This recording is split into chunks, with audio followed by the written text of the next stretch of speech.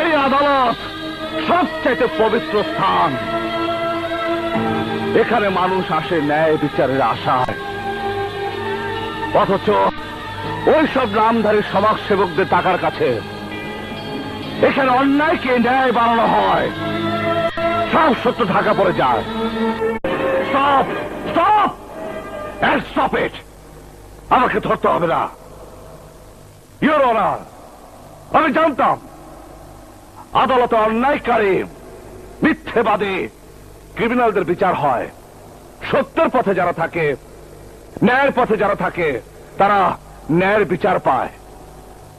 একজন সৈনিক হয়ে আমি ন্যায়ের জন্য যুদ্ধ করেছিলাম বলে আমাকে আসামি বানানো হচ্ছে, আমাকে মিথ্যে সাক্ষীর মাধ্যমে আমাকে ফাঁসিয়ে দেওয়া হচ্ছে। But why? এই আদালত সবচাইতে পবিত্র স্থান।